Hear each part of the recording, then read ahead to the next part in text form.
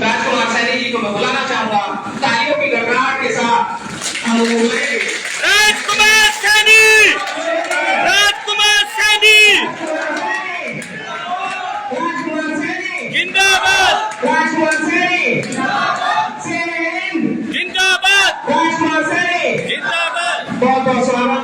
बैठ जाएंगे और जब तक सर की बात समाप्त न हो, ये सभा समापन न हो, कोई व्यक्ति जाएंगे नहीं।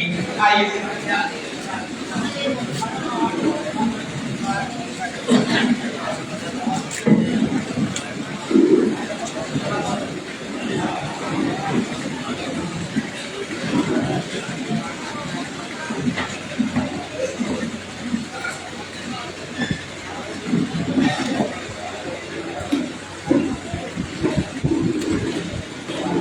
जो लोग पीछे खान पे लगे हुए हैं, मेरी आरजू है, प्रार्थना है कि अगर समाज जब कहीं इकट्ठा होता है वहां पर बहुत चीजें सीखने को मिलती है। आज मैं अगर नाम लेने लगा आज, क्योंकि मेरे पास 20-25 नाम चेयरमैन साहब, जिला संयोजक साहब, पिछड़ा वर्ग संघ के और जगराम जी और जिला कल्याण सिंह जी महफिल के समाज के अध्यक्ष और बहुत सारे महफिल में यहाँ पर हमारी बहनें बैठी हैं, चेयरपर्सन बैठी है, जिला पार्षद बैठी हैं, सभी का नाम लूंगा, ये विशेष है और आप आम हैं ऐसा मैं चाहूंगा नहीं। मंचा से सभी नेतागण और सभागार में बैठे मेरे पिता तुल्य बुजुर्गों, नौजवान साथियों, दोस्तों, भाइयों, बहुत आपने भाषण सुन रखे हैं। ना मैं यहाँ भाषण देने के लिए आया और ना मैं तो यहाँ आपको कोई ग्रांट बांटने के लिए आया। एक चीज है कि जो बांट सकता हूं मैं, भाई राजपाल जी मेरी बात कर रहे थे, मुझे अच्छा नहीं लग रहा था, लेकिन ये हकीकत है कि मैं बेजमीन घर में ही पैदा हुआ और ये भी कन्फर्म है कि गांव की पंचायत से सरपंच, ब्लॉक समिति, जिला परिषद, एमएलए, मंत्री और एमपी और 4 रुपए की बाल मजदूरी से एक 20,000 लोगों की एम्प्लॉयमेंट का 6-7 यूनिटों के माध्यम से, जिसमें स्टील यूनिट है और बहुत सारे, आपके घर में जो एलपीजी सिलेंडर है वो हर तीसरा सिलेंडर पूरे देश का मेरा माल है। इस सारे सफर में मैं आपको अपना अनुभव शेयर करूंगा, कोई भाषण नहीं, सिर्फ अपना अनुभव शेयर करूंगा ताकि हमारे बच्चे कुछ सीख करके उससे हौसला लेकर के आगे बढ़ने का प्रयास करेंगे, चाहे वो राजनीतिक क्षेत्र है, चाहे वो इंडस्ट्रियल सेटअप है, चाहे वो ट्रेडिंग सेक्टर है और चाहे कोई इनोवेशन सेक्टर है, कोई खोज करनी है। मैंने सभी सेक्टरों के ऊपर काम किया। आज अपने देश का मैं कह सकता हूं, सभी से मेरे हाथ जोड़ के विनती, अपना मोबाइल प्लीज, आप इसको मोबाइल को थोड़ा साइलेंट कर देंगे क्योंकि आपका फोन आएगा आपके पास नहीं, आपकी कॉल जो है ना वहां पर उसमें दर्ज हो जाएगी, आप जब मर्जी जाके बात कर लेना। पर बीच में थोड़ा समय मुझे, मैं हाथ जोड़ के विनती कर रहा हूं, मैं सच बात कहूंगा, ना ही मेरे पास बनावट है, मैंने 4 बार सत्ता छोड़ दी, लेकिन ये नहीं कि सत्ता छोड़ करके आप अपनी हिम्मत करा के अपने घर बैठ गया। 4 मुख्यमंत्री, बंसीलाल, ओम प्रकाश चौटाला, भजनलाल और प्रेजेंट में अमिताभ, ये 4 मुख्यमंत्री अपने घर में बैठे हैं, तो उसके पीछे बहुत लंबे संघर्ष की और आप सब लोगों के सहयोग की दास्तान है।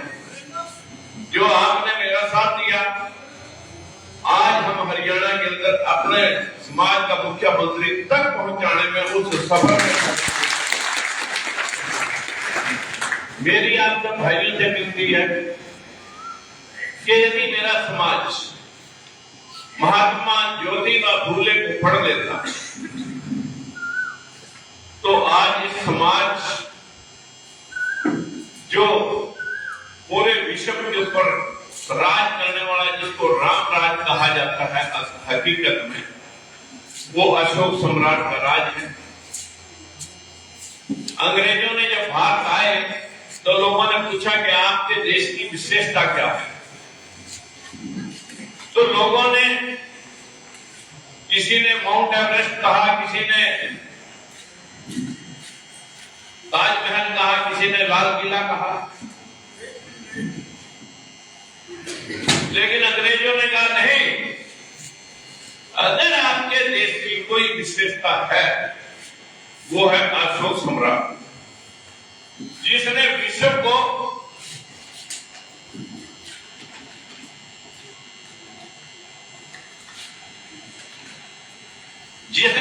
को संदेश दिया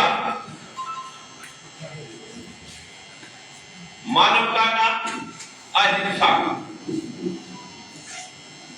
पूरा विश्व जो आज 24 मुल्क हैं, उस जम्बो द्वीप के, जिसको भारतवर्ष को पहले जम्बो द्वीप कहते थे, फिर आर्यावर्त कहने लगे, फिर भारतवर्ष, उस भारतवर्ष के आज 24 मुल्क हैं, जिसके ऊपर जब कोई ना टीवी था, ना टेलीविजन था, ना मोबाइल था। आप अशोक सम्राट के पिता बिंदुसार और उसके दादा अशोक सम्राट के चंद्रगुप्त मौर्य, चंद्रगुप्त मौर्य पर सिकंदर महान पड़ा, उसने भी, लोगों ने कहा कि भाई अब सारा भारत जीत लिया, आप इस पे चढ़ाई करो, चंद्रगुप्त मौर्य पे भी चढ़ाई करो। उसकी हिम्मत नहीं पड़ी, लेकिन सिकंदर जाते हुए मर गया और सेल्यूकस उसके सेनापति ने जब चंद्रगुप्त मौर्य के साथ मुठभेड़ की तो उसने उसको मार गिराया, और उसका सेनापति मेगास्थनीज, जिसने इंडिका पुस्तक लिखी है, अपने भारत का इतिहास उसमें छुपा हुआ है। अगर हमारे भाई इंडिका पुस्तक पढ़ लें, महात्मा ज्योतिबा फूले की गुलामगिरी पढ़ लें, या गौतम बुद्ध को पढ़ लें, जो हमारे महापुरुष हुए। गौतम बुद्ध ने दुनिया को संदेश जो दिया था, उस संदेश को पहुंचाया अशोक सम्राट ने।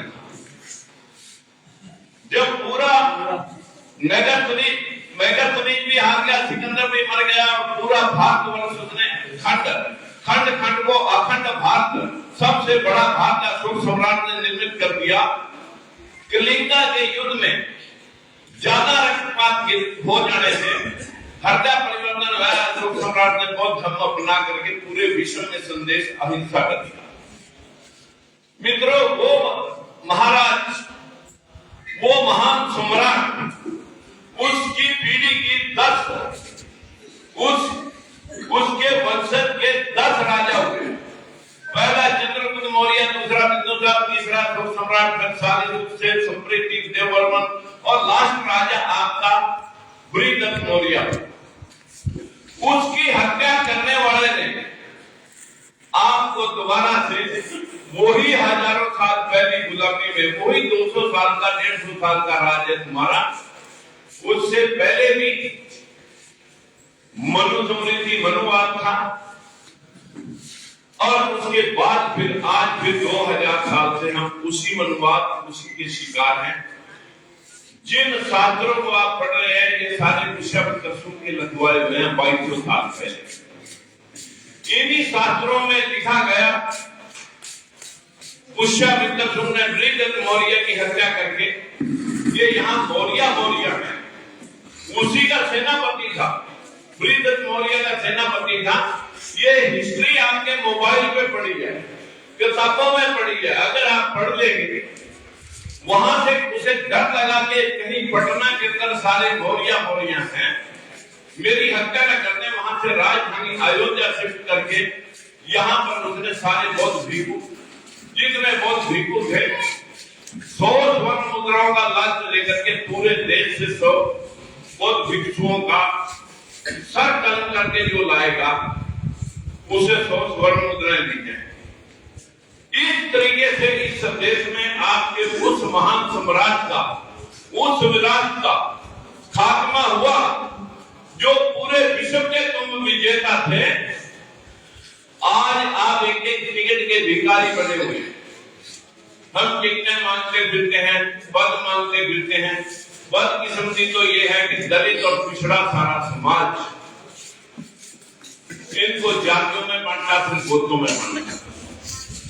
इन्होंने कभी तर्क करके नहीं देखा।